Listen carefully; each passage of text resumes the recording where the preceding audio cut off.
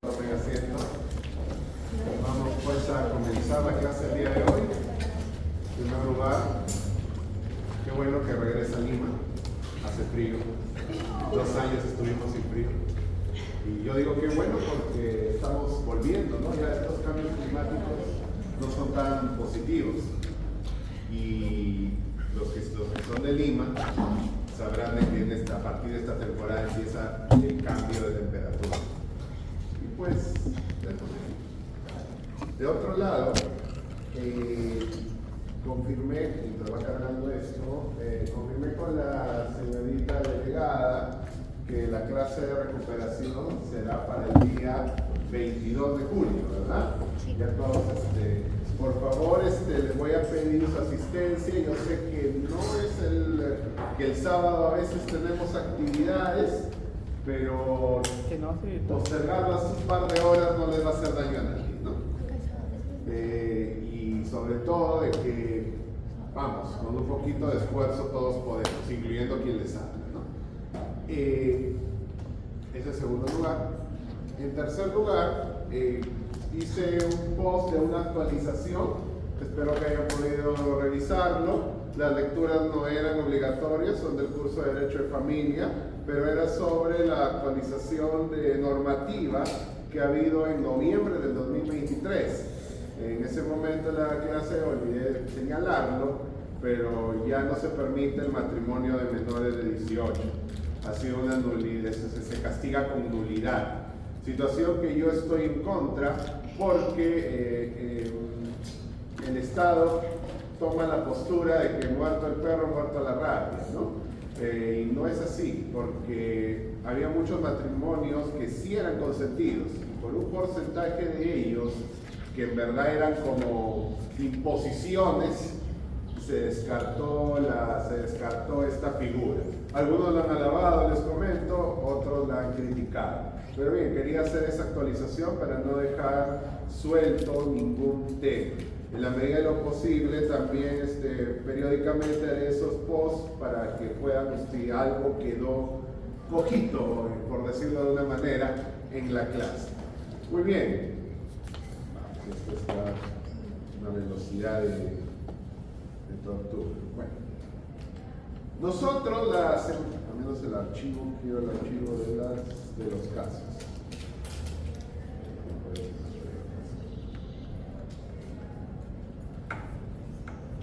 Nosotros la semana anterior nos habíamos empezado a ver uno de los temas más bonitos, mejor dicho, el primer tema que ya trasciende lo teórico. En verdad todo lo hemos estado aterrizando a la práctica, pero el tema de la posesión tiene una singular importancia porque nuestro ordenamiento jurídico le brinda una protección especial en cuanto al tema de posesión.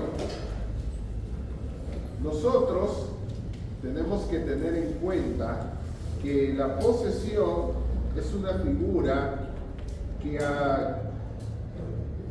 ha tenido una serie de modificaciones normativas. La última y la más reciente, relativamente reciente podrían decirme, es del año 2014. ¿Quién era presidente? ¿2014? Ollanta. Ollanta, mala, sí. Con pena podemos decirlo, no importa. Nadine. Aunque fue el último que cumplió los 5 años, ¿no? El dato histórico. ¿Quién iba a pensar? Ah, sí, la presidenta fue Nadine Heredia, eso es cierto. Fue Cartagena. el secretario era bueno, no diría si está el secretario, pero sí. La presidenta fue Nadine Heredia y bueno, fue la primera presidenta mujer de facto, diría yo. Sin embargo, volviendo al tema, ¿por qué resalto esto? Porque en esa época de Ollanta Humala, nosotros ya lo tenemos, pero se incorporó el TLC con Estados Unidos, el Tratado de Libre Comercio de Estados Unidos. Y Estados Unidos solicitó unas modificaciones a la normativa y entre ellas incluyó un tema de la posesión, que ya vamos a ver en unos minutos.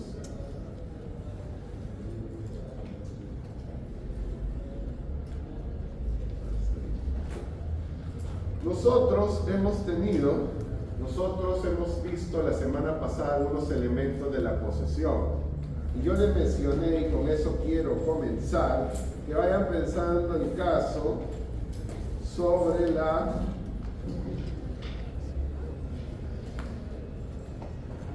si ustedes consideran que en el periodo de la toma de la residencia del embajador de Japón, los señores, por decirlo así, los señores del MRTA tuvieron o no posesión sobre el predio.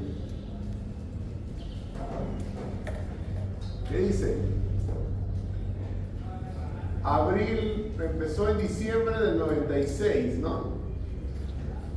¿Hubo o no posesión de los señores del MRTA?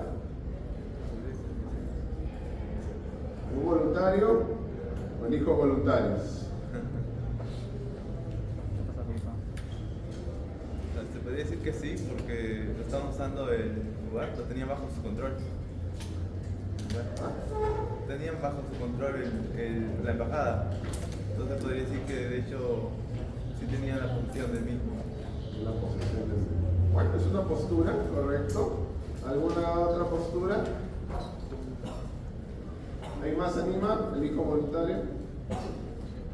Sobre todo los más calladitos. Ya me dieron la lista, qué bueno. Sí, recién en mayo, finales de mayo me están dando la lista de ustedes. Después lo voy a tomar para conocerlos, no lo veo desde un punto de vista de que voy a hacer toma de lista para sancionar. Yo quisiera conocerlos, porque algunos son un poquito silenciosos.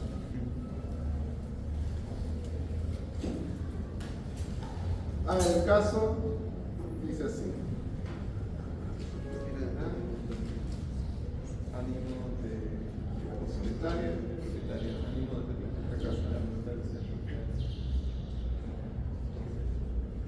Diciembre del 96, un grupo terrorista tomó la residencia del embajador del Japón en Lima. Poseídos los terroristas el inmueble durante el tiempo que lo ocuparon. ¿Qué dice? Vamos a ver con un caballero que va a llegar nada más. Usted señorita, ¿cuál es su nombre? Natalia, ¿qué piensa?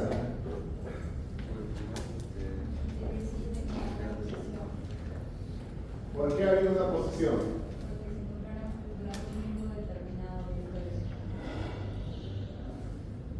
Porque se encontraron durante un tiempo determinado. O sea, la temporalidad está bien. ¿Uno va por acá? ¿Uno por el fondo? ¿Qué caballero? ¿Qué opina? ¿Cuál es su nombre? Alonso, ¿qué opina?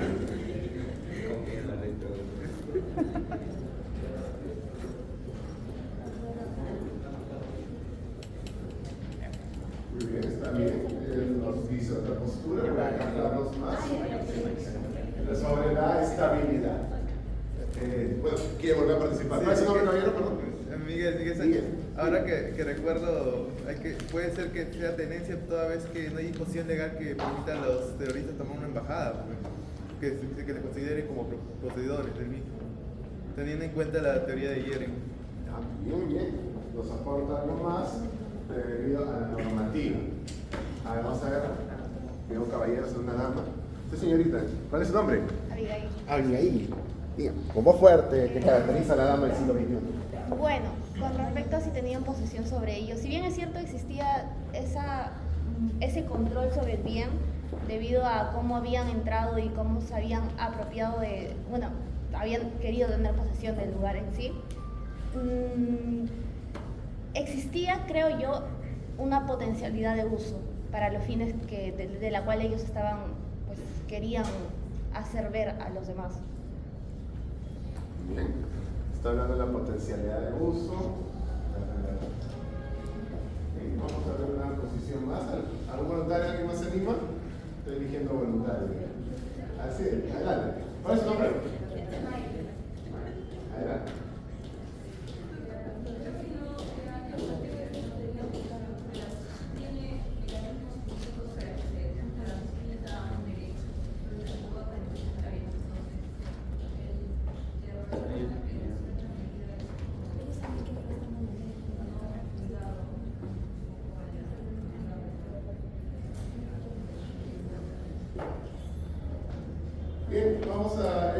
recopilar algunas respuestas. El contexto creo de que por historia, aunque creo que la mayoría de ustedes recién habían nacido o no habían nacido, yo también era muy joven, por cierto, tampoco me considero viejo, pero era una época que los rezagos del terrorismo fuerte, porque el terrorismo nunca se ha ido, pero los rezagos del terrorismo fuerte, el MRTA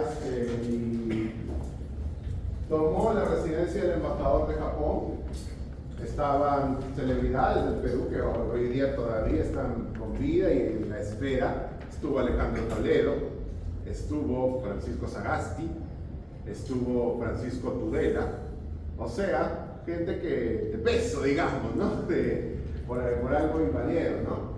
Ahí está justamente, si se recuerdan, el gobierno de Sagasti le sacaron justamente cuando le pidió un autógrafo a Serpa Cartolini, ¿no? Pero en realidad no fue un autógrafo, fue como que un reconocimiento a que había respetado los derechos humanos de los rehenes, ¿no? Bueno, tómenlo como ustedes mejor les parezca, pero espero que haya sido porque estaba asustado, como se entendería de cualquier persona que estaría en una situación así. Tómenlo, no he hecho comentarios políticos y no los pienso hacer, pero yo lo tomo de una persona asustada, nada más. También estaba Javier Díez Canseco, que en paz descanse, por años uno de los adalides de la izquierda. Ya quisiera la izquierda peruana tener un líder como él.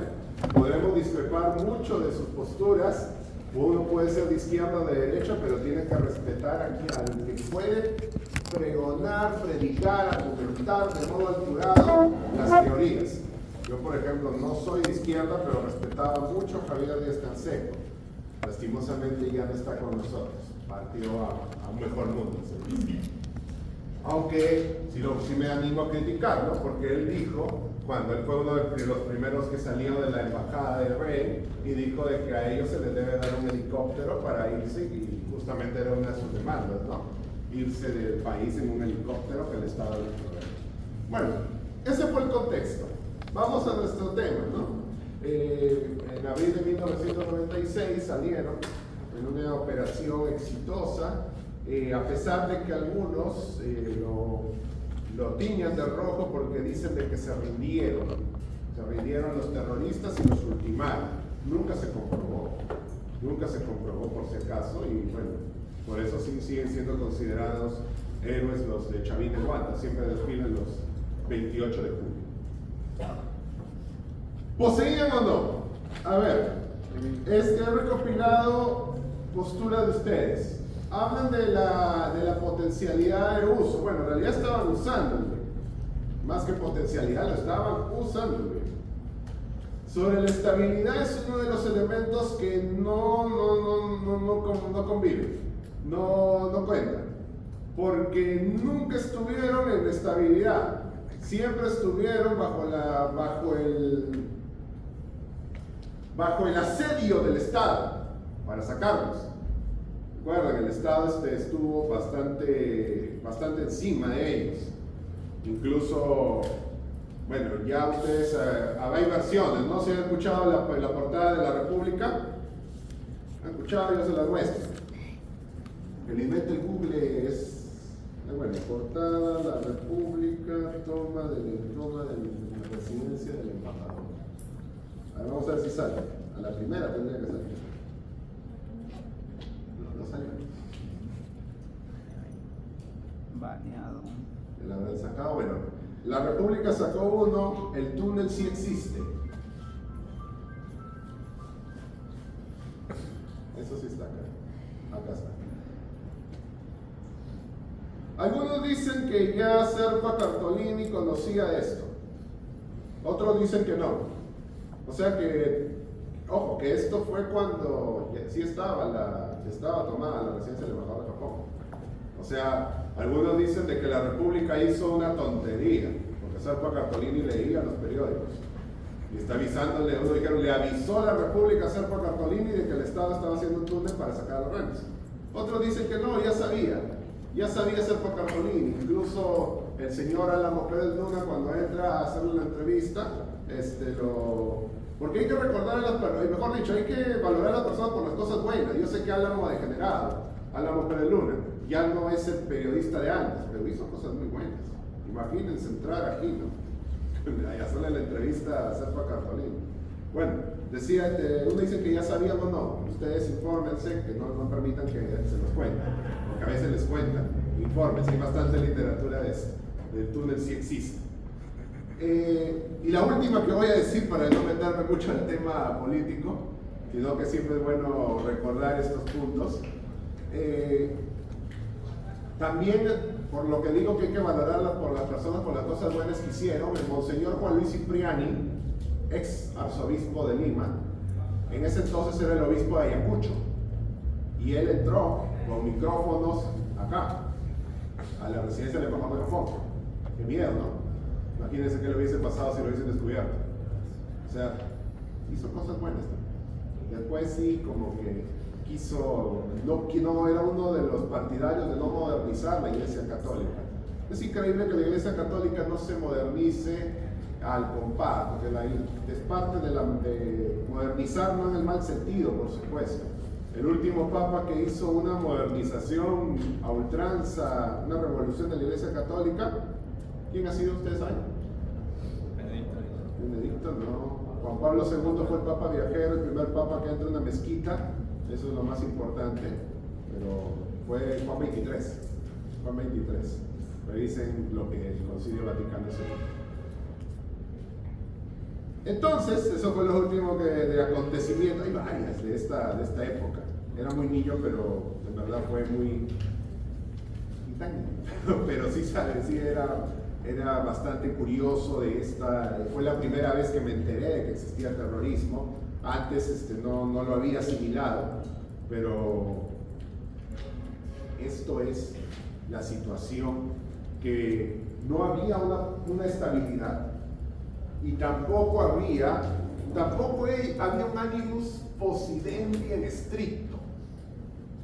¿Se acuerdan que era uno de los elementos, ¿no? Que Jering nos dice que al momento de tener la cosa ya existe el animus possidendi, ¿verdad? Lo que habíamos hablado la semana pasada en la teoría objetiva.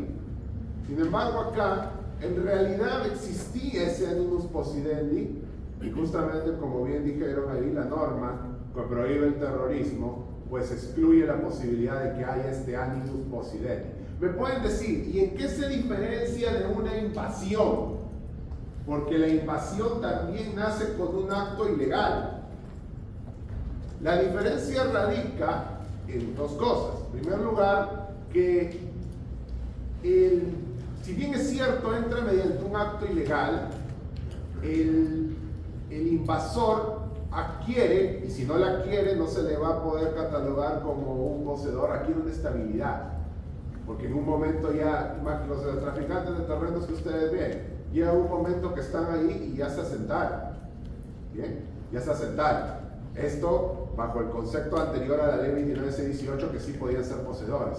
Alguien que entra a tu casa, te la invade, y tú nunca haces ningún acto para sacarlo, pues tienes estabilidad.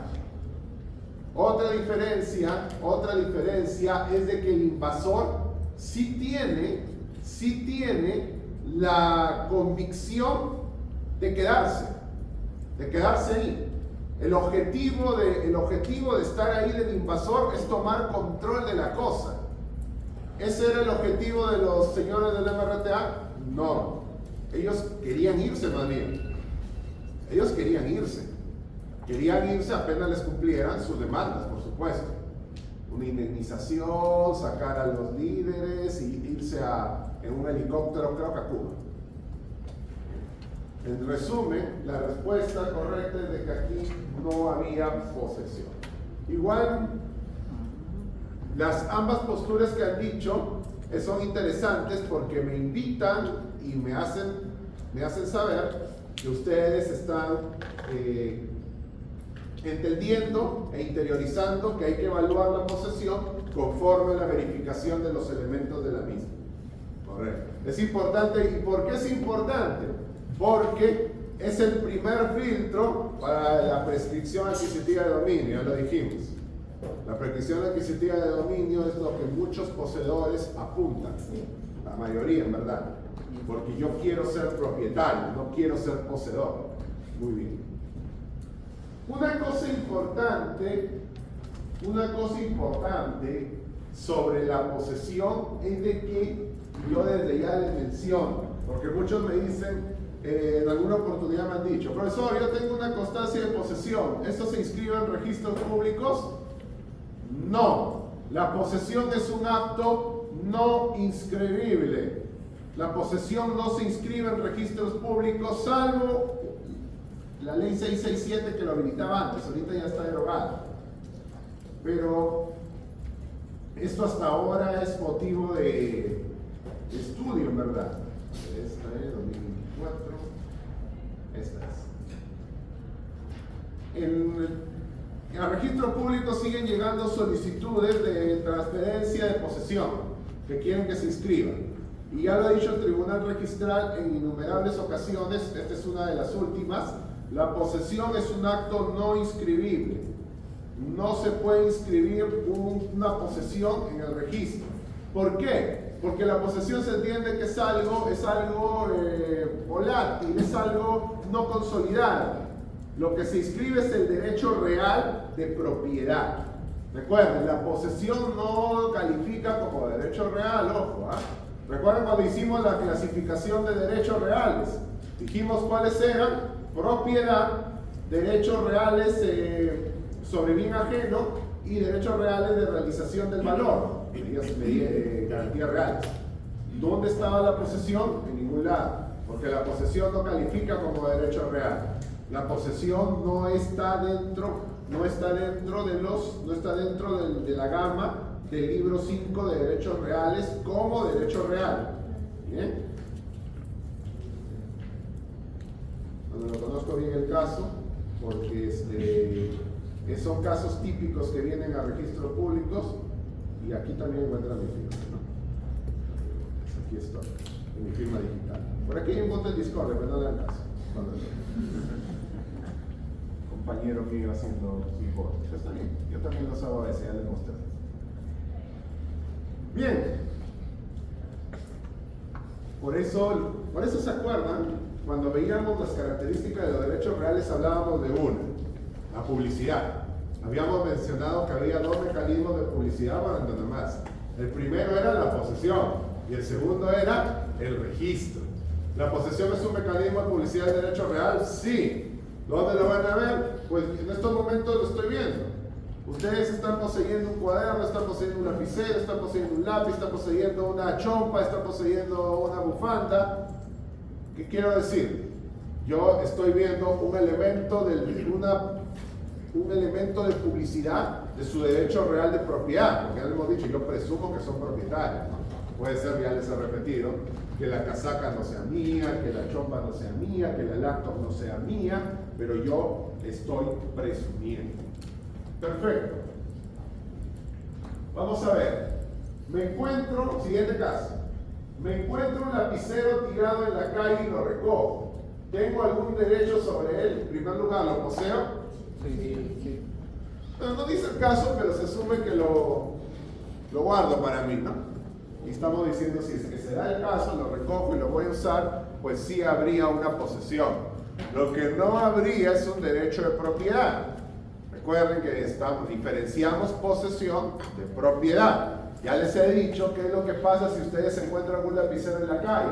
Ya les he adelantado y lo vamos a ver de nuevo cuando veamos modos de adquisición de la propiedad. Si yo me encuentro un lapicero en la calle y lo guardo para mí, y lo empiezo a usar, todo, ¿ya soy propietario de él? ¿Qué dicen? ¿Sí o no? No. ¿Qué es lo que tengo que hacer? Buscar el dueño. Llevarlo, buscar al dueño. Está bien, pero si necesito, ¿qué tengo que hacer para ser propietario? Llevarlo a la municipalidad, decir que me he encontrado esto, que la municipalidad pase un tiempo, la municipalidad, como no hay dueño que lo reclame, lo lleva a subasta y mitad se queda la municipalidad y mitad me quedo yo. ¿En la práctica alguien hace eso? No. Es una de las famosas normas de letra muerta que hay en nuestro código civil. Aunque sí hay jurisprudencia al respecto, que ya comentaré cuando veamos. Eso se llama hallazgo, que no, en verdad que simplemente como literatura jurídica, sí. Entonces, sí, posesión. Un anuncio publicitario a través de la televisión te ofrece un producto y te da la facilidad de comprarlo por teléfono. Ya sé, me van a decir la época antigua, ¿no? Ahorita sería, no sé, Mercado Libre, AliExpress, ¿no? Alguna otra que no me acuerdo, pero esos son los más conocidos, ¿sí? Al menos. Utilizando el sistema pides el producto a mención, pero aún no ha llegado a tu casa. ¿Posees el producto? No lo posees. Lo único que tienes es un derecho de crédito, de obligación. Ustedes están estudiando la para obligaciones, para exigir que te cumplan con la entrega. Eso sí tienes. O sea, por eso desde la primera clase les dije, el hecho que yo diga que no tienen un derecho real no significa que el ordenamiento te dice anda a llorar al río. No, el ordenamiento te da otros caminos que no son de defensa de propiedad, pero que también son válidos para accionar y reclamar algún derecho o indemnización. Eso les he dicho siempre, por eso yo les digo de que en algún momento van a tener la disyuntiva de que, por decirles, no quiero adelantar mucho, pero en los casos de doble venta, ustedes ya lo han visto esto en obligaciones, pero no sé el enfoque que le dio su docente. El año pasado sí estaba el doctor Jesús Vázquez, amigo mío, y con él más o menos decía, ¿tú qué les has dicho para saber? ¿No? Al menos los que llevaban con él, pero en esta oportunidad no los conozco, pero no tengo el gusto de ser amigo de los profesores actuales. En los casos de doble venta, ¿quién es el que gana para adjudicarse la propiedad? Ya lo saben, ¿no? El que inscribe primero, ¿no? El que inscribe primero, la inscripción. 1135 del Código Civil. También lo vamos a ver aquí por si acaso en reales, pero más adelante. ¿Qué hace el otro? Porque ahí queda cojo algo, ¿no? Ustedes pueden decir, ya, el otro le adjudicamos la propiedad y el otro quizás hasta ya haya pagado el precio. Y porque el otro inscribió primero, ¿yo qué hago? Ahí va el tema, ¿no? Ahí va el tema. Tienen que accionar, tienen que pedir una indemnización, que le devuelvan su dinero, tienen que pedir el famoso daño emergente y el lucro cesante, todo eso. Ahora, la pregunta del millón ya también les he dicho. ¿Ustedes qué prefieren? ¿Tener el derecho a exigir algo o tener la cosa? La cosa. Tener la cosa, definitivamente. Yo puedo tener, ¿qué prefieren? ¿Tenerme a mí como deudor o tener la casa? La casa, definitivamente. Porque tenerme a mí como deudor, no sé, yo me voy del país, yo me escondo, yo caigo en quiebra y no me van a poder cobrar. Y van a tener simplemente la sentencia que les reconoce que yo les debo algo para ponerla en el refrigerador o en su muro de Facebook y decir el juez me dio la razón. Ha pasado varias veces. Que te dan la razón, pero al final no puedes cobrar. Puedes cobrar. Sobre todo de que si por decir, a ver, alguien me debe, yo le debo dinero a alguien y entro en estado de concurso. Concurso empieza la insolvencia, se le dice así, concurso. ¿Qué pasa entonces? ¿A quién van a preferir? ¿Quiénes son mis deudores, mis acreedores preferenciales? Los alimentos, ¿no? Si yo tengo alguna deuda alimenticia, van a preferir a esa deuda a otra.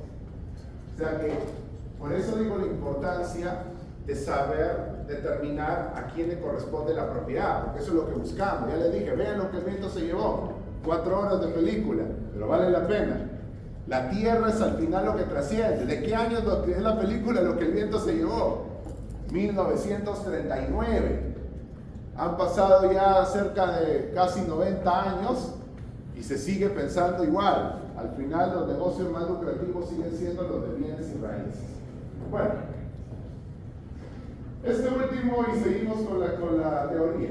Tu papá tiene un carro que lo da a trabajar un taxista por 12 horas diarias. ¿El taxista posee el carro? La respuesta es que sí, bajo el tema, acá estamos ante un arrendamiento. Por 12 horas todos los días, sí. Hay una posesión inmediata y una posesión mediata. ¿Recuerdan lo que veíamos? ¿Recuerdan que veíamos ese binomio? Vamos a recordarlo. tenemos una posesión mediata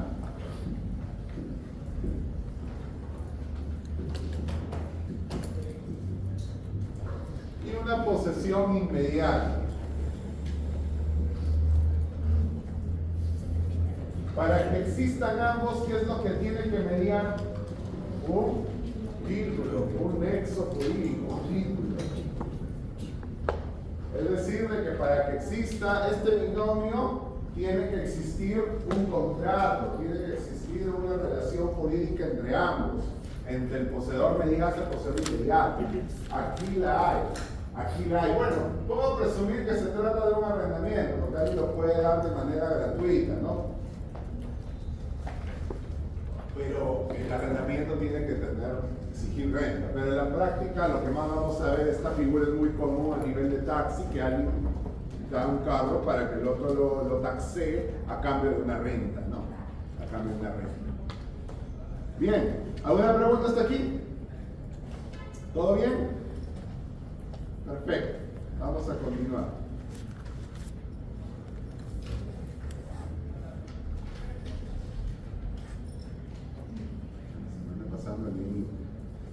¿Alguien tiene un poco de papel higiénico para borrar la pizarra, por favor? Borrar la pizarra. ¿Si tiene un borrador? Gracias. Ahorita voy a mejor.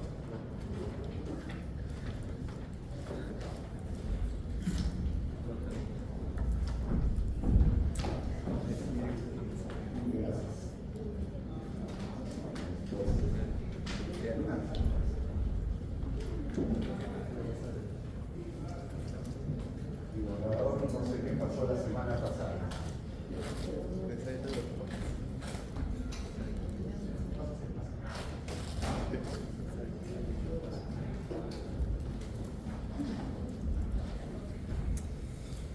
La posesión se ejerce de manera personal o a través de otra persona. El ejercicio de la posesión se ejerce ejerciendo actos posesorios, valga la tautología, o a través de otros que ejecuten actos por cuenta y bajo responsabilidad de quien los ordena. Yo les había dicho eso, que tienen, por ejemplo, el servidor de la posesión, el quien ejerce una tenencia siguiendo instrucciones de un poseedor. Bueno, había hecho el ejemplo del vigilante que tú contratas bueno, por X razones, se ve mucho en la práctica, sobre todo en las casas de playa, durante las épocas de esta época, por ejemplo, de invierno, que se activan los del otro lado, que son las casas de campo, ¿no? Y la gente, pues, la gente lo deja, hay un vigilante aquí, ¿no? Hay un vigilante. Bien. ¿La posesión puede ejercerse mediante representante? Sí. La posesión sí se puede ejercer bajo representante. Por ejemplo, en las sociedades. Las sociedades pueden ejercerlo a través de su gerente, por ejemplo, ¿no? Ustedes ya estudiaron cuáles son los órganos de una sociedad. De la asociación también, el año pasado vieron asociaciones. ¿Cuáles eran los órganos? La Asamblea General y el Consejo Directivo. Los representantes, el Consejo Directivo, pueden ejercer la posesión en representación de la asociación. Sí, no hay esa limitación, pero ojo. Una cosa es poseer a nombre propio y otra cosa es poseer a nombre de una asociación. Hay que tener en cuenta esa diferencia al momento de evaluarlos. Ya lo voy a profundizar, pero es importante. El servidor de la posesión ya conversamos, el objeto de la posesión también. Vamos a clases de posesión, perder tiempo. A ver. Está en primer lugar esta diferenciación entre la posesión en concepto de dueño y el concepto diferente al de dueño. Estoy haciendo los cimientos para el tema de prescripción adquisitiva. ¿Qué sucede? Ya había adelantado lo que es el animus domini cuando vimos la teoría de Savigny, ¿verdad? ¿Se acordarán? Sí.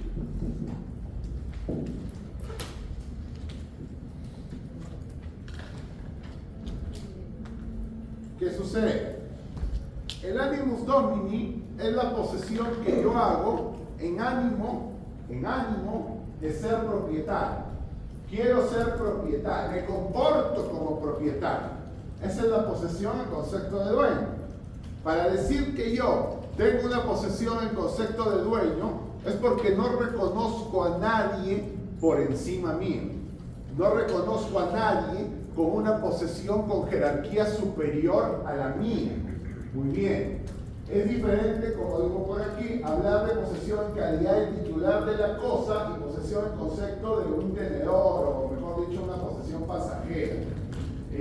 Por ejemplo, yo le digo, el arrendatario. Ya hemos dicho que el arrendatario es poseedor. Sí, pero ¿será un poseedor con animus domini? No. Por eso el arrendatario, el animus domini es uno de los elementos para la prescripción adquisitiva de dominio. Como yo estoy haciendo unos cimientos para el tema que viene, que prescripción adquisitiva de dominio. Como se darán cuenta entonces, si estoy señalando que el arrendatario no tiene animus domini, el arrendatario no podrá ser, por regla, jamás propietario por prescripción adquisitiva de dominio. El arrendatario no puede decir, yo estoy acá ya 10 años y quiero ser propietario por prescripción. No. Muy bien. La posesión, bueno, esto es más de lo mismo. La posesión se puede tener en utilidad de otro al que pertenece. Claro, dependiendo, uno puede tener el depositario respecto de la cosa custodiada. O sea, de que no es, acá es, por ejemplo, un depositario. Es decir, una persona, yo voy y entrego una cosa en depósito. ¿Este depositario tiene animus domini? No, definitivamente no. No está poseyendo en concepto de dueño. Estas situaciones las vemos también, las vemos nosotros en la práctica. Muy bien. Vale, lo mismo. Vamos. Esto ya lo he explicado. La posesión inmediata. La posesión, acá sí tenemos que hacer una diferenciación. Porque la posesión inmediata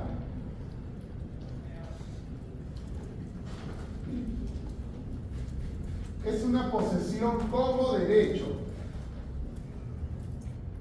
¿Por qué?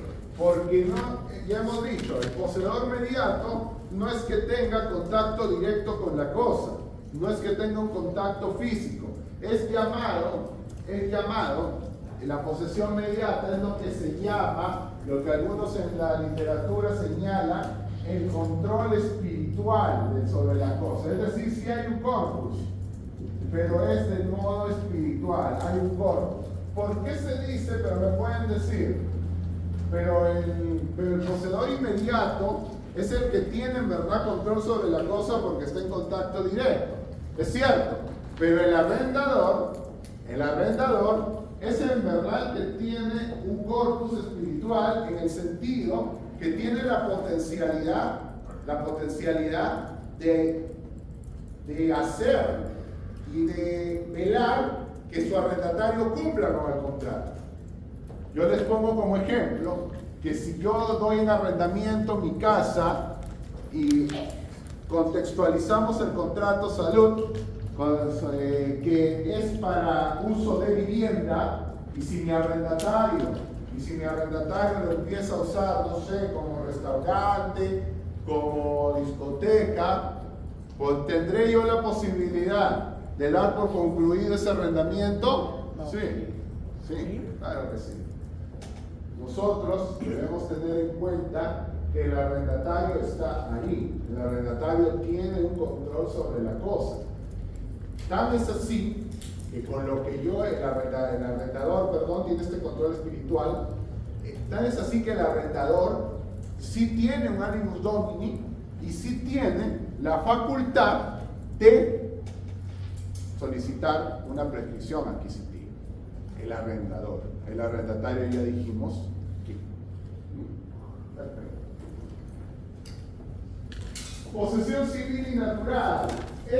La posesión civil es aquella que en realidad uno puede tener alguna duda de que haya posesión en un caso, pero la ley dilucida, la ley acaba con ese debate y dice aquí hay posesión. Un ejemplo de ellos es lo que ya les he mencionado sobre lo que son los bienes del Estado. La ley te está diciendo quién es quien los posee. ¿Quién lo posee los bienes del Estado? El Estado. Antes ya les he comentado y se lo repito. Antes la ley solamente decía que los bienes que no tienen dueño conocido y no tienen inscripción en registros públicos son del Estado. Pero ahora, a partir de la ley 29618 nos dice que también son posesión. Antes solo eran propiedad del Estado, ahora son posesión. ¿Bien? ¿Por qué? Porque esto es importante, porque si te decían que eras propietario, pero no te decían que eras poseedor, es decir, un particular podía ser poseedor y por ende podía llegar a la prescripción adquisitiva de dominio. Y el Estado a veces se veía un poquito maniatado contra con esta regulación. Ojo que tampoco no se trata de ser muy pro Estado y muy pro particular. No se trata, porque a veces estas personas que uno a veces dice son los desvalidos no terminan siéndolo tanto. Porque, por ejemplo, siempre he escuchado hay que proteger a las comunidades campesinas. Pero lo peor que podemos hacer es romantizar a ciertos grupos. Por ejemplo, las comunidades campesinas. Yo les menciono una. ¿Sabían que existe la comunidad campesina de Asia? ¿Y se dedica a actividades de comunidad campesina? No. Quizá un sector, pero la mayoría es un conglomerado inmobiliario. Aplicarle las reglas a ultranza de protección a las comunidades campesinas puede ser contraproducente, en verdad. Eso yo les alcanzo, porque las comunidades campesinas a veces son, no, estoy hablando de ciertos casos, porque sí, conozco también comunidades campesinas que se dedican muy bien a las actividades y a esas sí hay que protegerlas. Pero a lo que iba es de que no hay que romantizar a ciertos sectores, es lo peor que podemos hacer. Porque conozco comunidades campesinas que se pelean por la dirigencia y no se pelean porque yo quiero ser el dirigente, sino porque hay algunos negocios a favor, incluso hasta mineros en algunos casos. Muy bien, eso iba mi comentario porque lo veo casi todos los días en temas de comunidades campesinas. La figura de comunidad es un concepto de barra, ¿o es? No. Es latinoamericano, incluso estudiado en España. Nosotros tenemos comunidades campesinas y nativas. Las nativas van más para el lado de la selva. La comunidad campesina es el lado de la sierra y el costa incluso.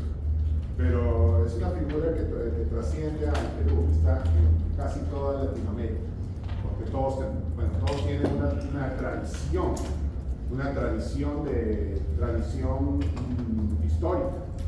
La comunidad campesina se vincula, cuando estamos hablando ya de las que sí son en la práctica también se dedican al rubro campesino agrícola, se vinculan con la tierra. No puede existir comunidad campesina sin tierra. Esta es una figura que trasciende a lo que es Perú. Vamos en Colombia, Ecuador, Chile, Argentina. Notamos mucho. Hay convenios, imagino que hay convenios. De la OIT, sí, hay convenios de la OIT que regulan y defienden estos derechos. Entre ellos, uno de ellos es la consulta previa, por ejemplo, para hacer alguna actividad minera. Acá hay mucha relación con la minería. Bien. Por ejemplo, han vuelto a mencionar Conca, ¿no? Han escuchado a nuestros ministros, ¿no?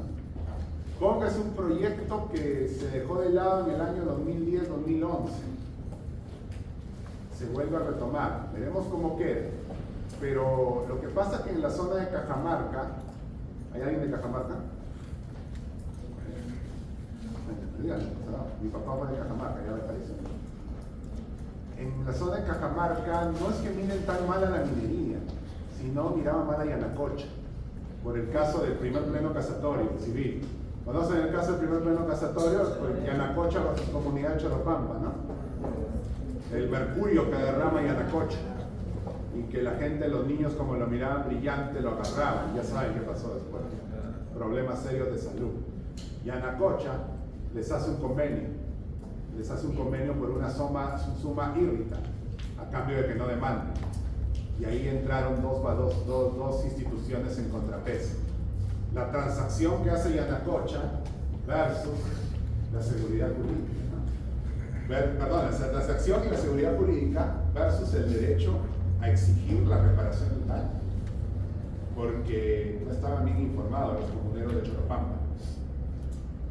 Es un caso bastante triste en Perú porque el primer pleno casatorio privilegia la transacción extrajudicial.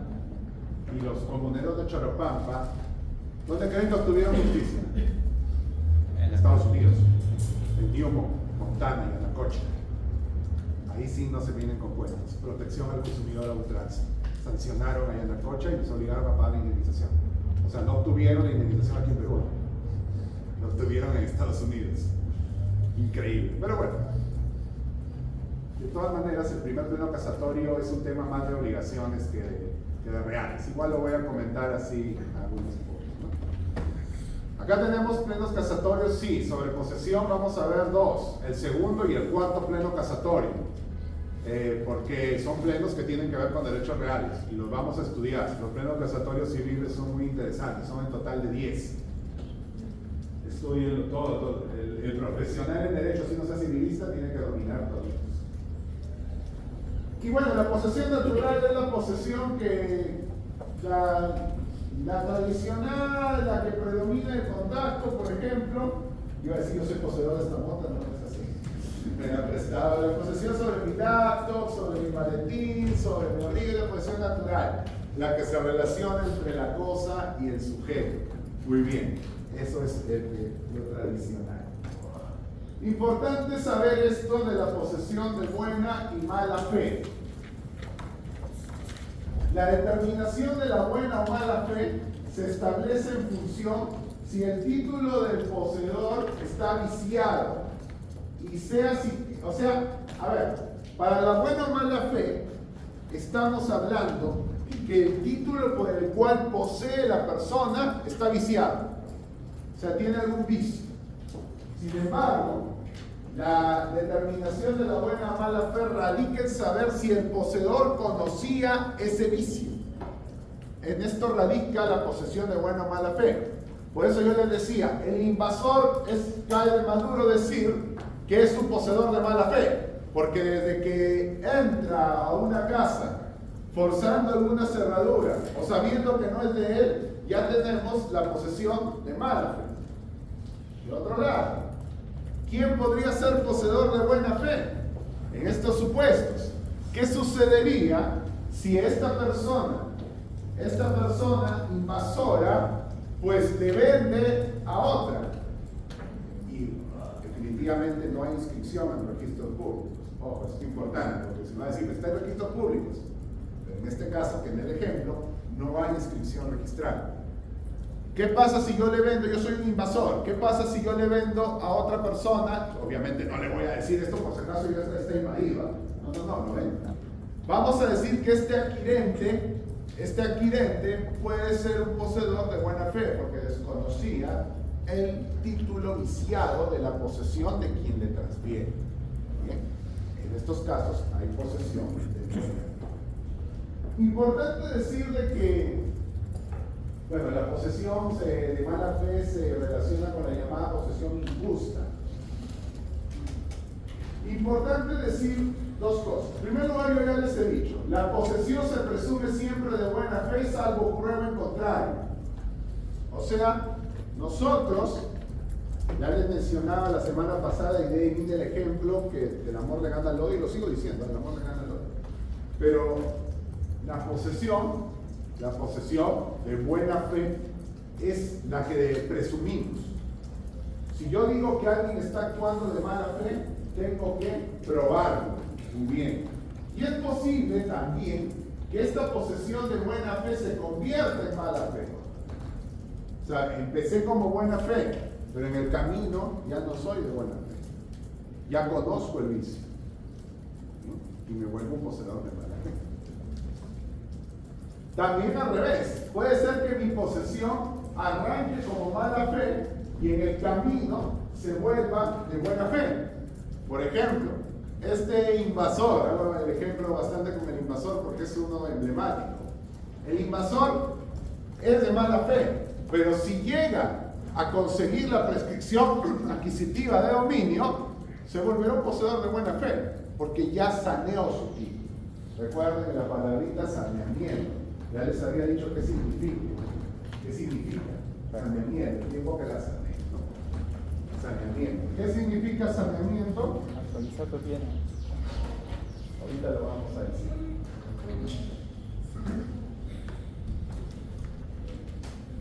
Porque ustedes van a ver en la vitrina, en Facebook, el curso de saneamiento inmobiliario, ¿no? Sigo investigando lo mismo. ¿Qué es saneamiento?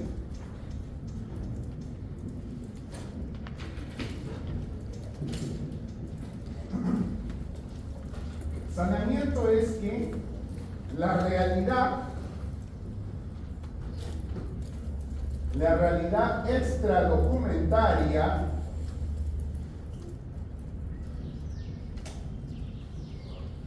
se haga plasmar en una realidad, por decirlo realidad entre comillas, pero sirve para el ejemplo, documentaria. Documentaria registrada. ¿Qué es esto?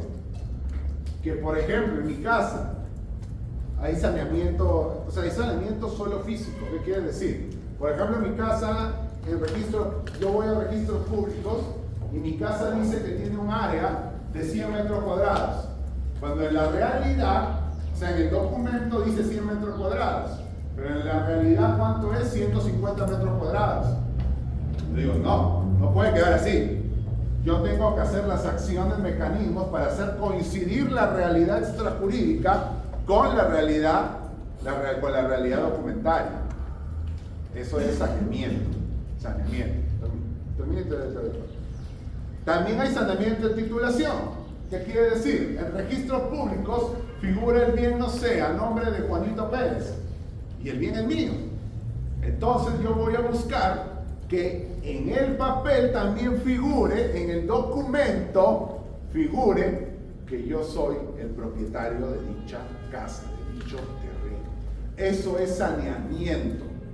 Y créanme que es uno de los temas con más acogida en el mercado. ¿Bien? O sea, porque si alguien tiene alguna duda, no, que yo veo bastante en televisión tema de derecho penal. Y digo, claro, porque el penal es lo que vende, la sangre vende. Pero el tema que no sale mucho es el tema de saneamiento inmobiliario. Y sí hay programas especializados, pero no se ve mucho en las noticias.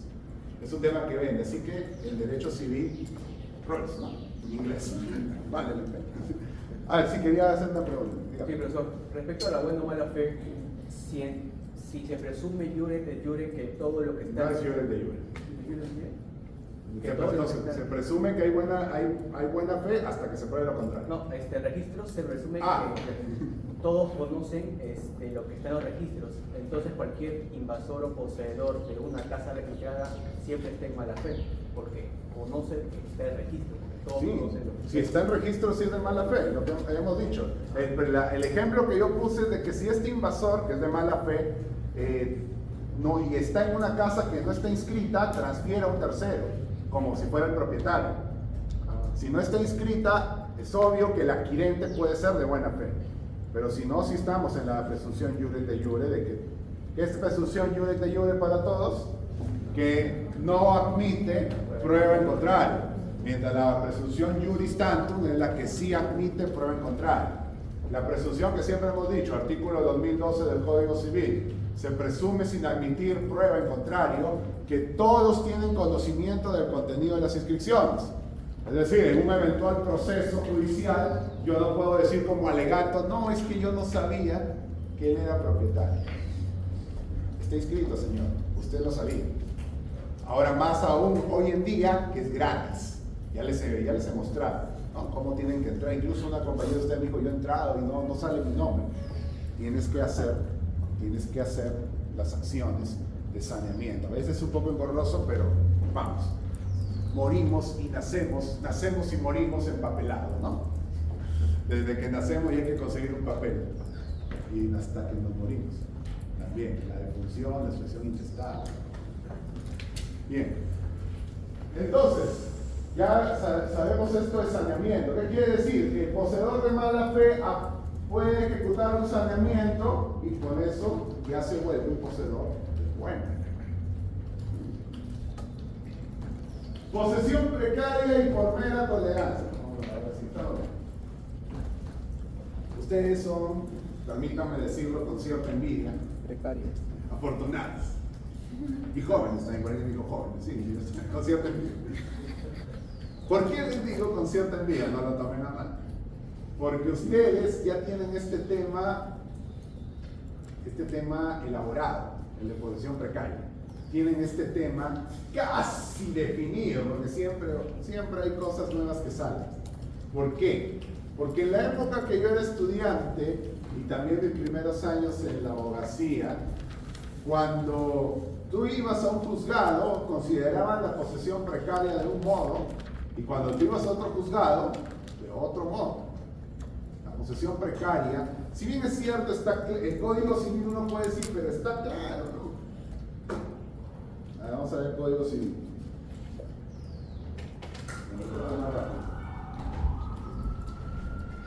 Pues bueno. No sé ahora con los hechos que han ocurrido en El Salvador y en María del Perú.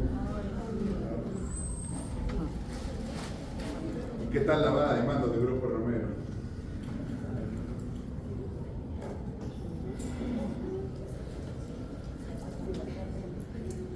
Artículo 911 del Código Civil. Posesión precaria. Miren, dos líneas que produjo un pleno casatorio que vamos a conversar ahorita, que es el cuarto pleno casatorio. Es el primer pleno casatorio que vamos a conversar. En este curso, por lo menos, vamos a conversar de 4 plenos casatorios. Y ya dije, el segundo, el cuarto, el séptimo y el octavo. Los otros no son temas propiamente de derechos reales, pero son demasiado interesantes. Pero vamos a ver, 911, posesión precaria. La posesión precaria es la que se ejerce sin título alguno, o cuando el que se tenía ha fenecido. O sea, tenemos nosotros que la posesión precaria, y aquí vamos nosotros, vamos a abrir la jurisprudencia. Tenemos que la posesión precaria,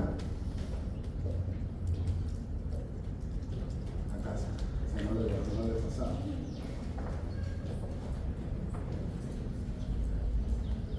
Ojo que ustedes lo tienen en su material, la verdad es que estoy sacando algo que no les he compartido ya. El tema de la posesión precaria, que ya saben legalmente, son dos supuestos. El que habiendo tenido un título ya lo perdió, o siempre fue nulo, ¿no? El título siempre ha sido nulo. El 911 del Código Civil es bastante preciso, repito, literalmente, textualmente.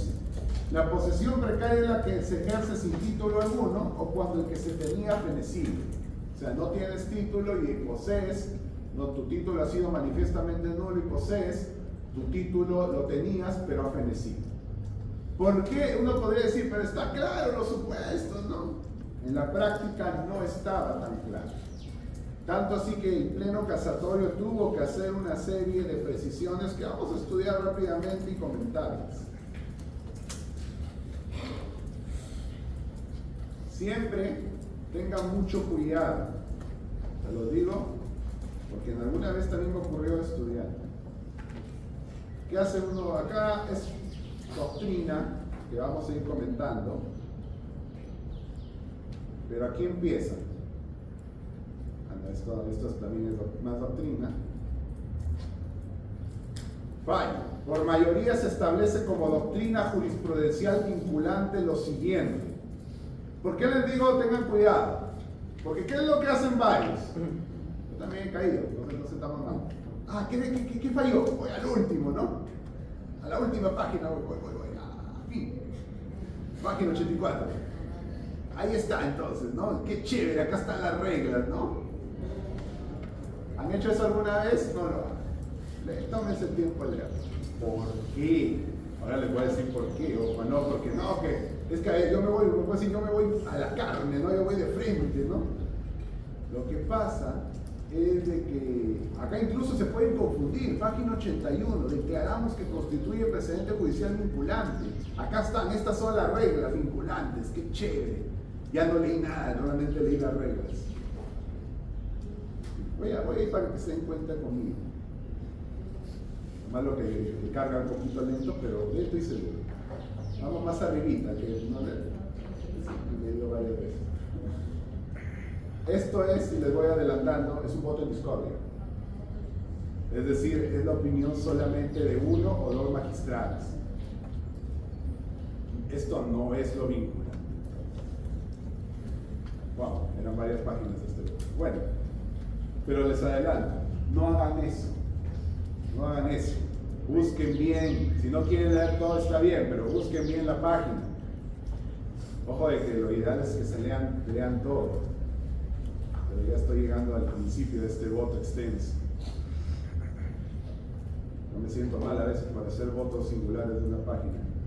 Vamos a verlo. Acá está. La secretaria que suscribe certifica que el voto en minoría de los jueces supremos tal, tal y tal es como sigue, es un voto. O sea, si es que han leído la última página de esto, no leyeron las reglas vinculantes. Es un mero voto en discordia.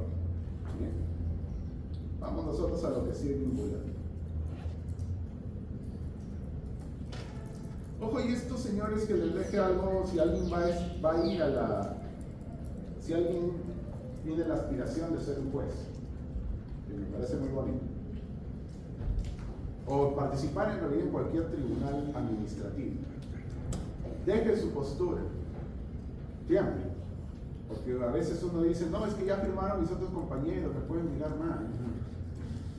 Ustedes dejen, incluso cuando en esta oportunidad ya les he dicho, no vamos a hacer trabajo de grupo porque no da el tiempo, pero cuando he tenido oportunidad de hacerlo, les digo, si alguien piensa distinto a uno de su grupo, díganlo. Incluso pongo constancia de postura del señor Juanito Pérez.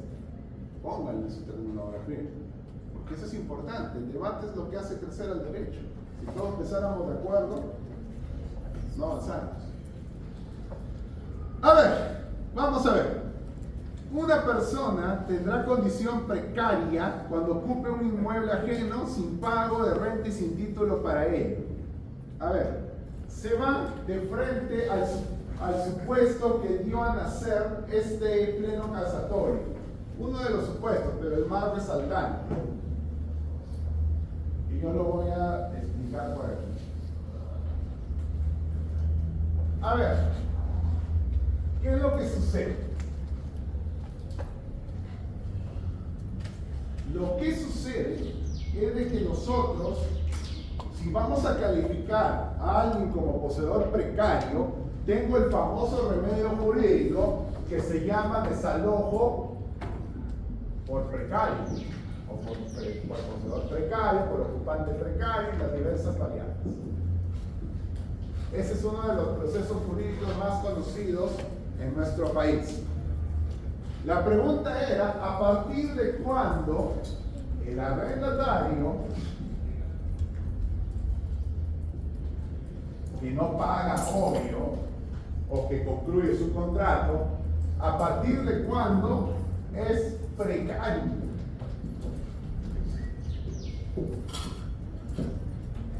Esa es la duda que generó todo este pleno casatorio.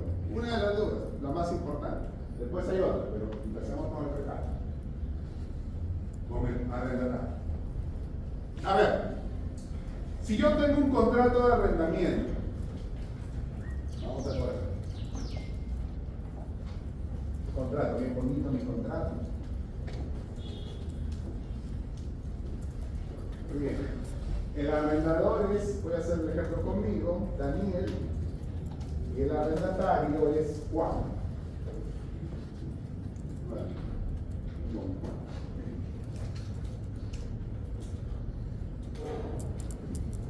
Vamos a decir que el contrato es por 2 años. 2 años. de una casita. Una casita.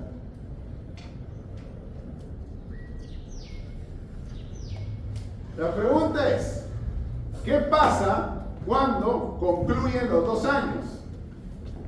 Se entiende que el contrato ha concluido y que por lo tanto Juan deja de ser arrendatario. Esa es la primera respuesta que nos puede surgir, ¿no? Que bueno, no dice, no, sí, pues no, sí. Se entiende de que concluye el contrato, entonces se acaba el arrendamiento y por lo tanto entonces se acaba y se vuelve Juan precario. Muy bien.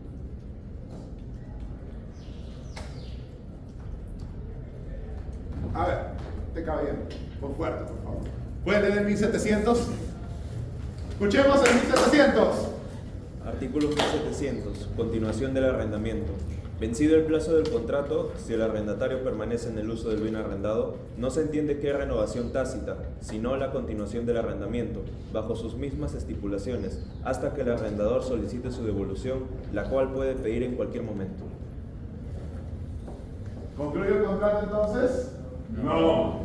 Repito, el 1700 dice que el contrato de arrendamiento, si cuando concluye el plazo determinado, si no se entiende una renovación, ojo, sino una continuación del contrato. ¿Qué quiere decir esta diferencia? ¿En qué se diferencia una renovación de una conclusión? Que si yo digo que se renueva, es porque se va a renovar el contrato y por lo tanto te haría, en el ejemplo, 2 años más bajo la misma renta. Eso se entiende, eso es una renovación de contrato.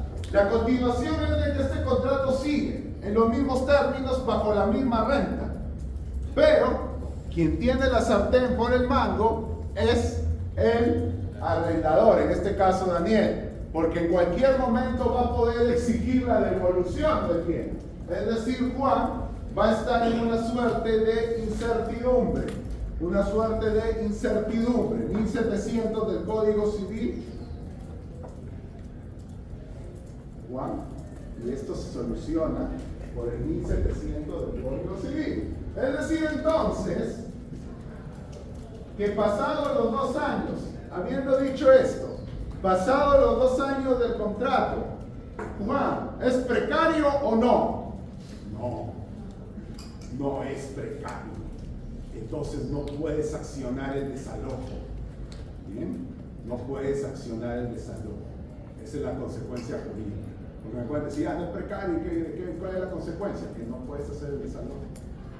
¿Qué tienes que hacer para formular el desalojo? Tienes que intimar a Juan. Intimar es un término jurídico que significa notificar, requerir. ¿Qué vas a requerir? La devolución, ¿no? La devolución. La devolución del bien. Primer supuesto entonces. Daniel va a intimar a Juan. Le va a decir, devuélveme el préstamo. Devuélveme el préstamo.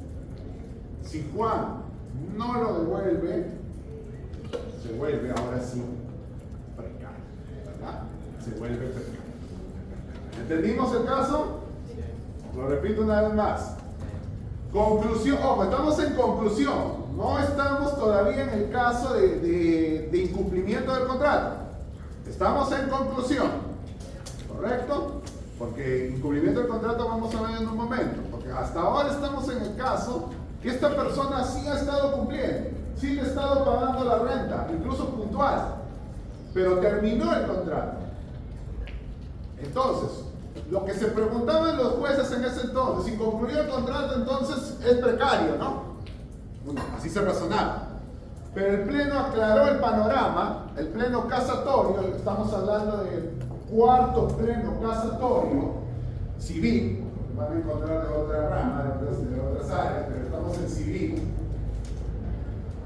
Nos dijo, nos dilucidó, nos dijo que si es que el contrato concluye en aplicación del 1700, el plazo del contrato concluye, pero no el contrato. El contrato de arrendamiento se entiende que continúa. Y se dice entonces que el arrendador a efectos de dar por efectivamente concluido el contrato, tiene que notificar y exigir la devolución del bien a su arrendatario. Si el arrendatario no lo devuelve, ahora sí se torna precario. Se convierte en precario. Y por lo tanto, ahora sí ya puedo accionar el desalojo. Han habido casos que demandas se han caído por la falta de esta situación. Y yo recomiendo algo. Si bien es cierto, no me dice la norma para estos casos que debo hacer una notificación notarial, hagan la carta notarial. ¿Por qué? Porque me pueden decir, no, yo le puedo exigir por WhatsApp. Yo aquí al señor, ¿sí? ¿Qué? Al señor Ken, yo le puedo decir, señor Ken, yo te mandé un correo, un WhatsApp. ¿Ya lo eliminó para eso? No, yo te mandé, es que cambió de nombre. Al correo, le manda su correo, ken@gmail, ¿no? Y ya, está bien, yo te mandé ken@gmail, sí, pero no me llegó. A mí me lo han hecho un montón de veces, varios saludos, pero eso yo le envié mi trabajo a su correo, pero no, y en verdad no me llegó, no porque los quiero vacilar, no me ha llegado. El famoso te envié, pero en verdad lo envían después, o ponen estoy hablando de otros grupos, no de esto, ¿no? Y me ponen de Carrillo, porque esa es mi maldición, por si acaso. Todos me confunden con Carrillo, como el jugador de fútbol, yo soy Carrillo. También me sacan una L a veces, ¿no? Pero en la práctica sí sucede, que él dice, yo te mandé un correo, pero no me llegó. Entonces no me ha requerido nada, ¿no? Con la carta notarial no se puede hacer eso. La carta notarial sí me asegura, ¿por qué notarial? Porque tiene la intervención del notario. ¿Y por qué es importante el notario en nuestra legislación? Que ustedes todavía lo llevan en sexto año de derecho registral y notarial, porque el notario es el depositario de la fe pública. Es decir, al notario yo no le puedo decir así nada más, lo que dice usted notario es falso. No, cuidado. Si tú dices eso es porque estás convencido y tienes pruebas para decirlo. Porque el notario tiene la confianza que el Estado le ha dado para ser el que te puede decir esto es así, esto ocurrió. ¿Han visto, por ejemplo, en los sorteos, no? El notario, ¿qué dice? Es conforme. El notario, ojo, puede ser algo corto, pero eso trasciende que el notario está dando fe que no haya habido alguna trampa, que alguien no haya hecho no sé si supieron la famosa bola caliente en un sorteo de uno de los mundiales. Historia de los mundiales, otro día la todavía no estamos a lo que iba. Viene la Copa América, si consigas el libro de Daniel Peredo, Las caletas de la Copa América, muy bonito. Decía, nosotros no podemos, en este punto no está exigida la intimación notarial, pero sí es altamente recomendada, porque yo vi un proceso que en el caso del correo, y yo le decía, señor juez, yo le notificaba, yo le mandé el correo a Ken, es lo que dice él que no lo recibió es mentira. ¿Quién me puede dar fe que el verdad lo mandé? Google, ¿no? Google no le hace caso a un juez de Estados Unidos. ¿Creen que le hace caso a un juez peruano cuando le pregunte a su peruano? Así de que por eso la altamente recomendable es la intimación notarial, la carta notarial. El notario con eso da fe de la entrega. Y ahí sí que no me va a poder decir, no, es que a mí nunca me llegó. A mí nunca me llegó. Con la intimación notarial. Muy bien. Quedó claro entonces el primer supuesto del arrendamiento, que cuando se vuelve precario. Ya hemos dicho cuál es la consecuencia jurídica. La consecuencia jurídica es de que ya puede accionar el desalojo. Segundo supuesto en el Arrendamiento. Segundo supuesto que se autoderiva en dos. Se deriva en dos, perdón.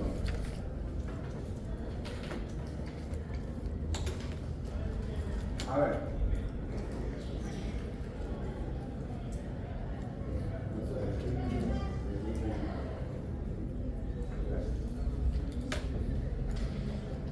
Decía.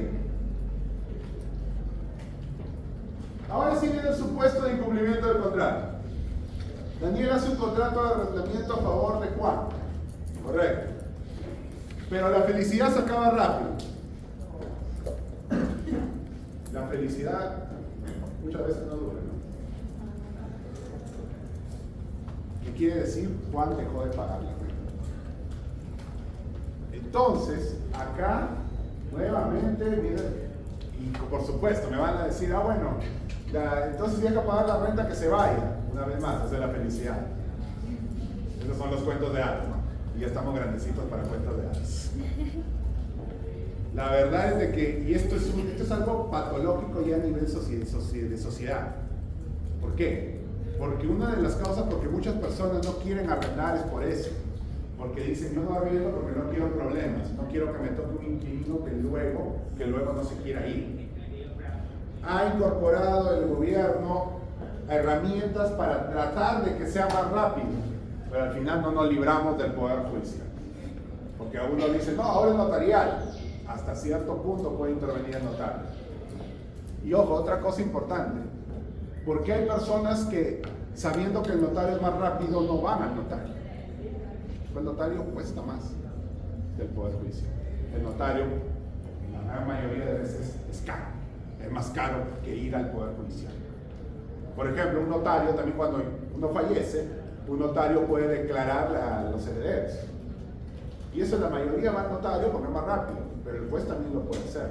Hay muchas personas que tienen que ir al juez porque carecen de medios para ir al notario, sobre todo en provincias. Sobre todo en provincias. No pensemos que Lima es el Perú. Ya superemos lo que Valdelomar nos dijo hace ya 100 años. Se acabó la felicidad entonces. Entonces, Juan incumplió el contrato y no viene pagando. Al no pagar Juan, la pregunta era, dejar de pagar lo vuelve precario el no pago, el incumplimiento del contrato en general. Lo vuelve precario, automáticamente no lo vuelve precario. Porque una vez más surge la figura de la intimación, pero esta intimación ya no está en virtud del 1700, porque el 1700 era para continuación del contrato. Esta intimación se funda en el artículo 1429 del Código Civil. Les recomiendo que traigamos Código Civil para las siguientes clases.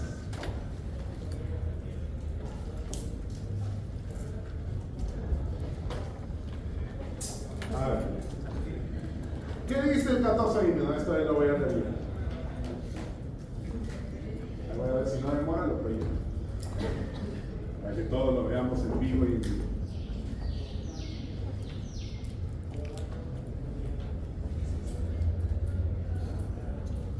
Se cerró mi código. Después lo veremos porque se cerró todo. No importa. 1429 del Código Civil. En el caso del artículo 1428, el 1428 habla de incumplimiento de contratos con prestaciones recíprocas. ¿Qué es un contrato con prestación recíproca? El famoso contrato sinalagmático. Creo que en obligaciones ya deberían haberles dicho, pero si no, el sinalagma es sinalagmáticos es prestación recíproca, que quiere decir yo te doy y tú me das. O sea, yo cumplo una prestación, tú cumples otra. En este caso del contrato de arrendamiento, mi prestación como arrendador es entregar el bien para que lo uses. La prestación del arrendatario es pagar la renta. Acá sí hay prestaciones recíprocas. Nos dice, en el caso de contratos con prestaciones recíprocas, la parte que se perjudica con el incumplimiento de la otra puede requerirle mediante carta por vía notarial para que satisfaga su prestación dentro de un plazo no menor de 15 días, bajo percibimiento de que en caso contrario el contrato queda resuelto. Es decir, le produzco esto y lo explico. El 1429 del Código Civil ya exige, número 1, la intimación notarial. No es como el anterior. En el anterior, en 1700, no lo dice. Solo dice requerir, nada más. Pero en el 14, y en 1700 era una recomendación. El 1429 no es una recomendación. Tienen que hacerlo por la vía notarial. La famosa carta de intimación, ¿cuál es? Cumple. Puedo decir, ¿qué? Cumple. Si no cumples, se resuelve el contrato. Te doy 15 días. ¿Bien? Repito. La intimación notarial que regula el 1429 es el caso en que yo le envío una carta notarial, en el ejemplo del señor Ken, y le digo, cumple, tienes 15 días, y si no cumple, el contrato se entiende resuelto, es decir, el contrato se entiende finalizado, y por lo tanto, si en 15 días no cumple, ahora sí será precario. ¿Bien?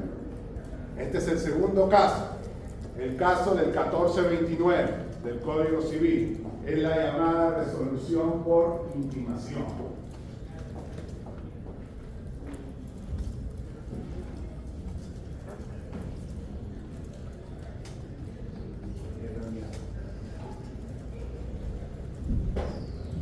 Un caso adicional de arrendamiento.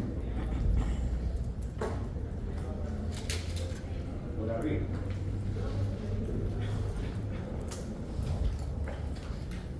Hay un tercer supuesto que se da con el 1430 del Código Civil. Y que la verdad, a decir verdad, es lo que en la mayoría de contratos de arrendamiento se suele hacer.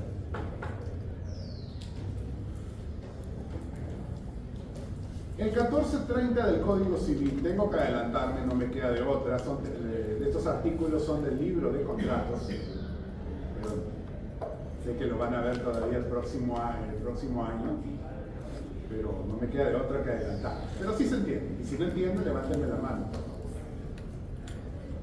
El 1430 regula la llamada resolución de pleno derecho. ¿Qué es esa? La resolución por cláusula resolutoria expresa. A ver. Vamos. Acto jurídico. ¿Cuáles son las tres modalidades del acto jurídico? Cargo, Condición, plazo y cargo. cargo. Dentro de la condición, ¿cuáles son los dos tipos de condición? Vas con la definición suspensiva y resolutoria, ¿verdad?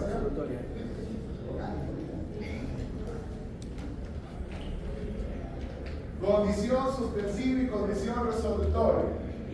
Muy bien. Fue el año pasado, se certificaba Aníbal Torres. ¿Qué más está enseñando el proyecto? El que sea.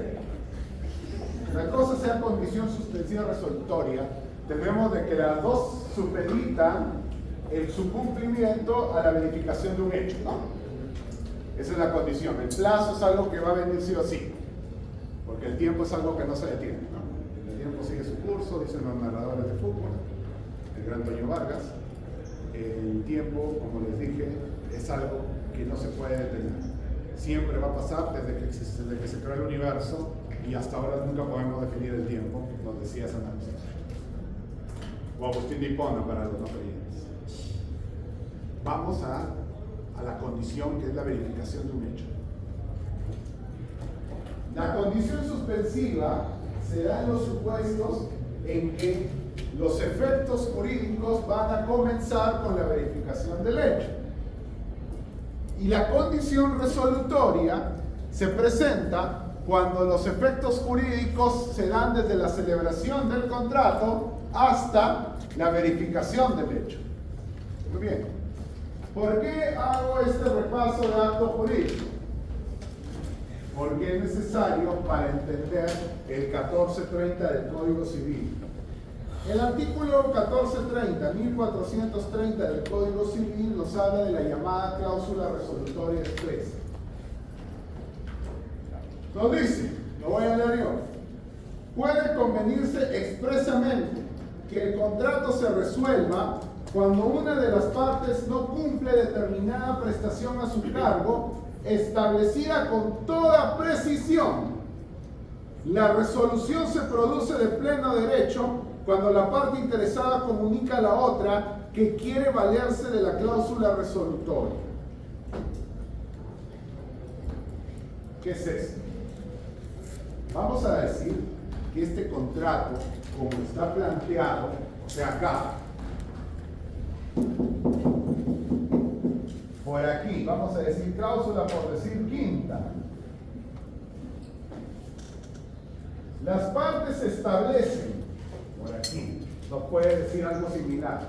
Las partes establecen que el incumplimiento de alguna de las obligaciones que se detallan en esta cláusula ocasionarán la resolución del contrato en virtud del artículo 1430.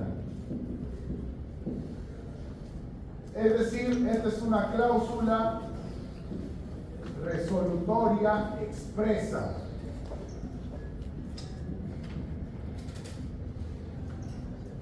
¿Por qué? Porque el 1430 no me dice que sea, o sea, a ver, no me dice solamente cuáles son las obligaciones que tiene el arrendatario.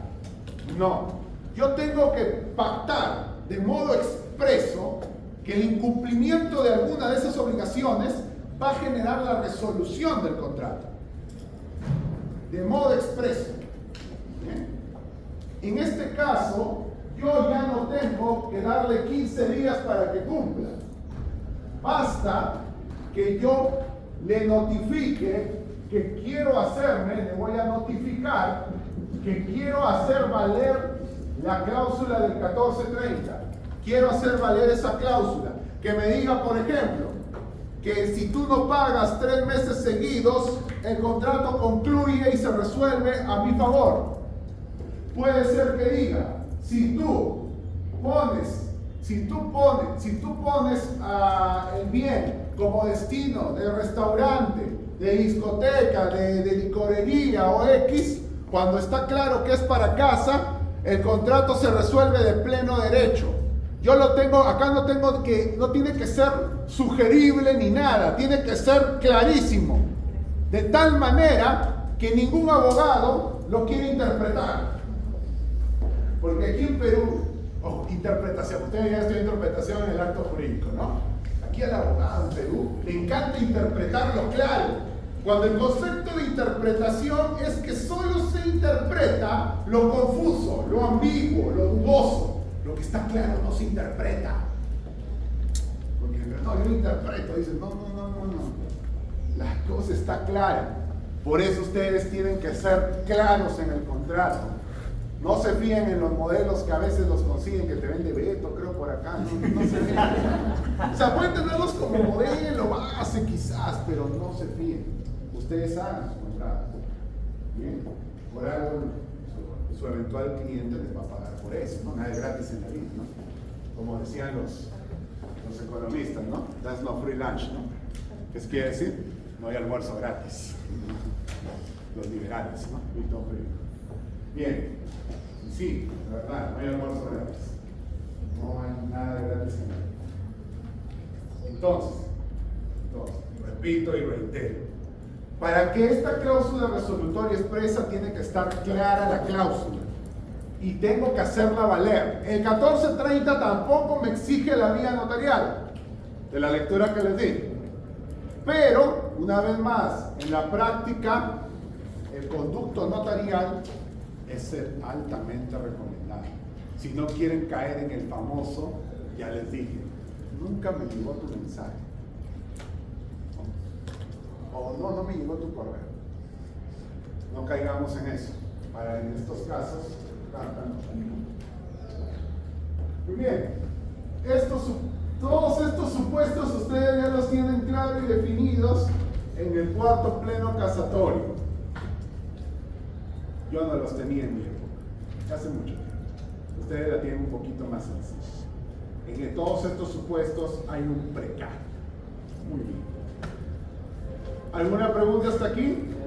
La figura del notario me parece como que el sistema judicial quisiera ser más rápido, es menor el gasto Lo que pasa es que, a ver, en Perú el notario tiene una significación mayor. Si tú te quieres comparar con países de Estados Unidos, no hay notario. O sea, no hay un notario como peruano, como en Perú. Hay un notario. El notario es aquel nada más que no necesita ser abogado. Es aquel nada más que deja constancia de un hecho. Por ejemplo, los cerrajeros en otros países son notarios. En Estados Unidos. Porque aquí, por ejemplo, el cerrajero, cuando va a querer abrirla, tú dices, por favor, abre esta puerta de mi casa. Y el cerrajero de Estados Unidos te va a pedir una constancia que sea de casa. ¿Y la gente no pasa eso? No. Ah, bueno. Pero en Estados Unidos se te lo piden. Los que han visto Breaking Bad hay un capítulo de esos en la cuarta temporada. Creo que Skyler entra a la casa de Walter llorándole al cerrajero. Los que han visto Breaking Bad, si no lo han visto, lo recomiendo. Pero ver series te hace ver cómo es la realidad en otros países. Algunas te lo mienten, por si acaso, porque la justicia en Estados Unidos demora mucho como la peruana. No tanto como la peruana quizás, pero demora también. Demora. No es de, o sea, nosotros vemos en las películas, en las series que todo es rapidito, ¿no? Pero obvio, ellos tienen que presentarlo mejor, ¿no? Si acá nosotros a veces hacemos telenovelas así de que hay un juez, hay un jurado, no sé, pero no funciona, no sé por qué lo hacen.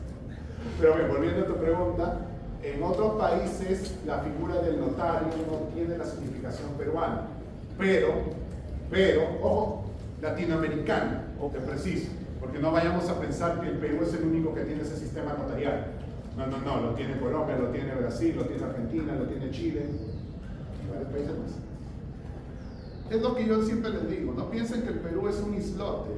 Perú tiene unas regulaciones muy similares a nivel latinoamericano y también muchas a nivel de España, o sea, más bien iberoamericanas, porque el Perú a veces importa más. Por ejemplo, en nuestro Código Civil tenemos figuras de Italia, Alemania, España, tenemos figuras también de Suiza, y como siempre digo, al final este código terminó siendo una mixtura, y como buena mixtura mal hecha, ¿no? El tema es que nosotros a veces, y lo vamos a ver cuando veamos el tema del derecho de propiedad y el registro, tenemos ahí contradicciones, pero hay que saber resolverlas con ella. Termino la respuesta a tu pregunta diciendo, definitivamente hay alternativas a la vía notarial. Yo por eso lo digo altamente recomendable, porque si tú en tu correo, si viene un perito, va a tu laptop y ve que tu correo está en algún archivo temporal, pues ya lo tienes verificado. Pero a veces uno que sabe medianamente puede eliminar sus archivos temporales, o creo que se abre en modo incógnito, ya no queda en tu historial, y puede evadir eso. Por eso la mejor recomendación para este tipo de casos es la carta notarial. Si yo les preguntaría en el examen si la carta notarial es necesaria para el caso del 1430 o del 1700, eso es falso. Que no es necesaria, pero sí es recomendable. ¿Alguna otra pregunta? Adelante. Profesor, hablando sobre el tema del notario, digamos en el supuesto de que hay una constancia notarial donde diga que una parte del terreno, una parte de la casa se le cede a una persona, ¿esa constancia notarial vale para poder pasar como registro público?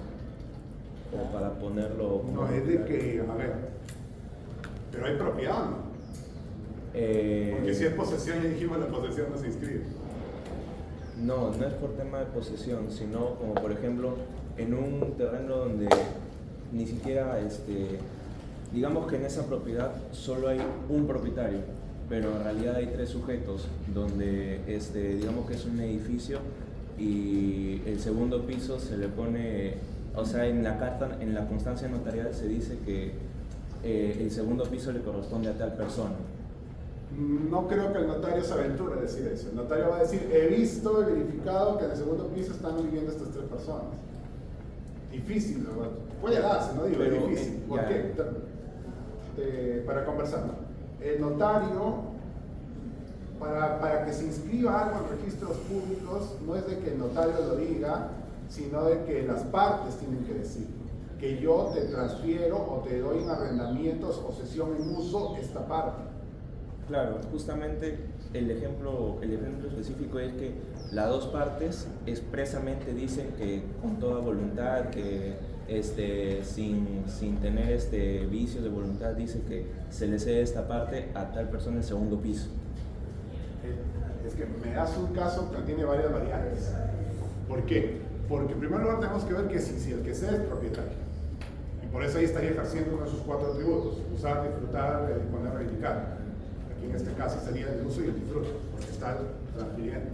Y disposición, perdón, también, los 3 a la vez.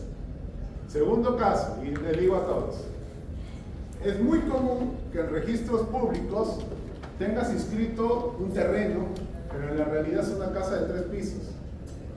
Yo digo, ¿cómo voy a transferir el segundo piso en registros públicos si solamente tengo un terreno inscrito? Tienes que sanear, regularizar, para que en la partida de registros aparezca la casa de 3 pisos. Y tienes que independizarlas, cada uno de los pisos. Por eso es lucrativo, porque no muchos saben eso. Si te vas a especializar en ello es importante. Tienes que independizar. ¿Qué quiere decir independizar? De que para poder vender un piso tienes que sacarlo y ponerlo en una partida distinta. Eso es independización. O sea, tu pregunta tiene esas variantes. En realidad el caso que digo es más complejo porque va a un siguiente tema que creo que está más relacionado, que es el tema de edificación en terreno ajeno. Porque digamos que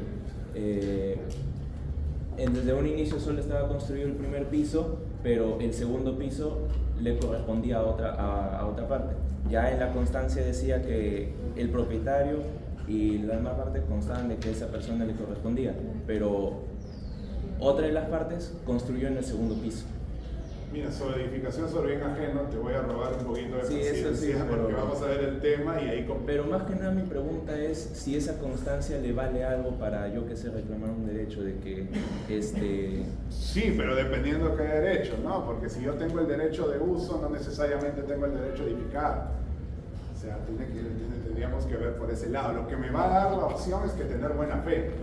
Porque, bueno, bien es cierto, la buena fe no se acredita, pero eso es importante como prueba de mi buena fe, que yo estoy ahí por voluntad del propietario, o sea, por acuerdo entre las partes. O sea, que si te sirve, pero tu caso en específico, bueno, cuando veamos, quizás me lo puedas comentar con un poquito más de detalle cuando veamos construcción sobre bien ajeno. No hay que adelantarnos mucho. ¿Alguna otra pregunta? Bien, no hago esto por lo general, pero sí voy a tomarles una lista. No lo tomo porque, como siempre, veo varios silenciosos. Y rico lo siento. Y después de eso, a ver, por favor, guarden silencio para que sea lo más rápido posible. Vamos grabando. Cielo Aguilar. Leonardo El Cagomán. Rose Antizana. Joana Laucano. Con fuerza, por favor. Ana Lucía Arellano. Danae Asensio. Nilson Ayala. Presente. Date la mano, por favor. Luis Barbarán. Christopher Bellido. Joseph Justencia. Cleverson Galero. Franco Canales. Abraham Candela. Julio Cárdenas. Anthony Carleguanqui. Perdón. Eduardo Cartolín. Presente. Luz Castro. Alonso Corio. Jordan China. Presente. Stephanie Chávez. Williams Chía. Renzo Chuchón. Presente. Stephanie Córdoba.